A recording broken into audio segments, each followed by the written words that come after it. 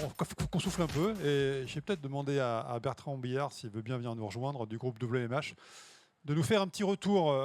Bertrand, en tant que vice-président Attractiveness et Commitment de WMH. Alors, en un mot, la fameuse petite minute de pitch, qu'est-ce que WMH? Et puis, je vous dirai après pourquoi vous êtes là, mais au groupe. Alors, WMH Project, en un mot, c'est un groupe de communication hors média, c'est-à-dire qu'on fait tout sauf de la pub et on assume et on revendique, et je vous expliquerai pourquoi tout à l'heure, parce que c'est aussi pour ça qu'on est là, qu'on refuse de faire de la publicité.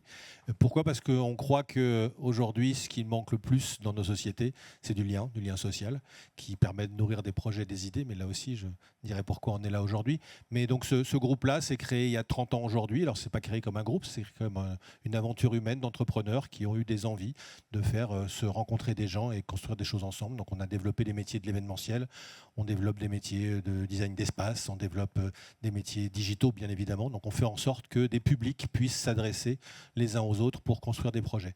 Ce groupe-là, aujourd'hui, il représente 509 personnes dans 7 pays. Il continue à grandir. Il a vocation à devenir le leader européen de ces métiers de la communication en médias. On fait 240 millions d'euros de chiffre d'affaires. Et pour autant, on est encore une start-up, c'est-à-dire qu'on s'invente encore tous les jours. Notre métier de demain, on ne le connaît pas encore, parce que c'est vous qui allez l'inventer. Hein. C'est vos expertises, vos savoirs, vos connaissances. Aucun d'entre nous n'est ingénieur. Peu d'entre nous avons construit des parcours étudiants. En revanche, on avait toujours cette envie de bâtir ensemble. On est aujourd'hui un board de 9 associés qui sont tous entrepreneurs de leur petite boîte à l'origine. Aucun d'entre nous n'avons créé nos boîtes ensemble, mais on s'est rencontrés. Ces rencontres, elles sont fondamentales. On a eu envie d'apporter chacun notre petite pierre à l'édifice et de continuer à bâtir ensemble. On arrive dans une phase où maintenant, nous, on cherche ceux qui vont venir nous épauler pour construire le monde de demain de notre projet. Donc c'est ça, WMH Project aujourd'hui. C'est pour ça qu'on a gardé le mot project dans le nom de la société, WMH Project. Les projets, ça connaît nos entrepreneurs. C'est là-dessus qui travaillent jour et nuit. On a le plaisir de vous accueillir parce que il y avait un petit clin d'œil qu'on voulait construire aujourd'hui, le clin d'œil du nouveau grand partenaire stratégique du réseau Pépite France qui arrive, WMH. Et puis on fera un clin d'œil à un autre grand partenaire historique de Pépite France. Donc c'était intéressant de vous avoir tous les deux.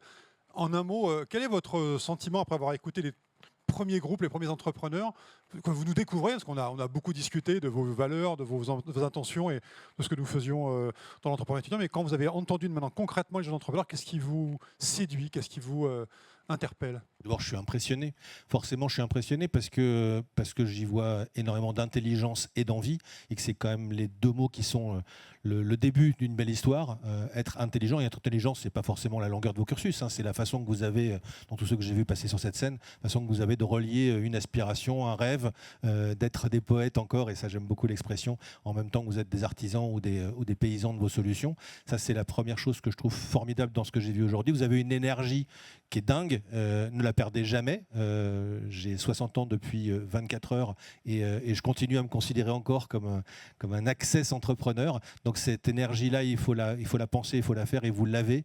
Je crois que dans ce que j'ai beaucoup entendu aussi, que j'ai beaucoup apprécié, c'est le fait que, alors vous avez tous revendiqué à l'origine une idée, que ce soit technologique ou scientifique, en tout cas quelque chose qui vous distingue par l'essence même de ce que vous produisez.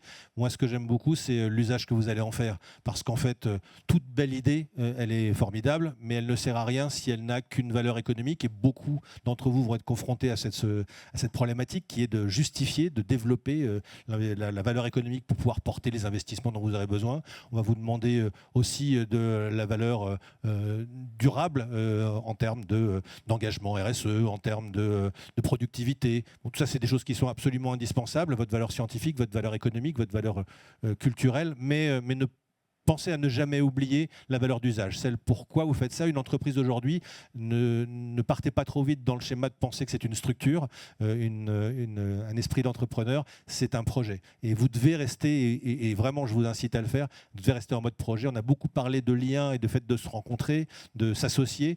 Aucun de mes associés d'origine n'est un associé aujourd'hui, ils sont tous restés amis, ou pas d'ailleurs, mais en tout cas ils sont tous restés dans un écosystème de gens que je respecte. Mais voilà, votre projet, c'est tout ce que vous allez en faire pour les années qui viennent et ce à quoi vous contribuez. Moi, je crois profondément, et c'est pour ça qu'on fait de la communication, nous, c'est qu'on ne sait rien inventer, mais on sait assembler et on essaye de faire en sorte que les gens aient envie de se parler. Je n'ai pas envie de parler à des citoyens et de faire de la communication pour les citoyens, ni à des consommateurs. J'ai envie de parler à des individus, à des gens qui sont amenés à vivre ensemble sur une planète, dans un écosystème, et de faire en sorte que ce monde puisse fonctionner mieux. L'entrepreneuriat, je crois que c'est ça, c'est essayer de relier des idées, des hommes et des femmes, et dans le respect d'un univers dans lequel on a intérêt à s'investir, parce qu'il existera au-delà de nous si on n'en prend pas soin.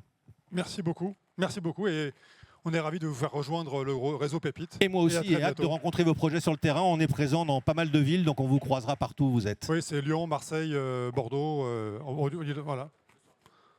À Los Angeles, on a mis une option sur Los Angeles.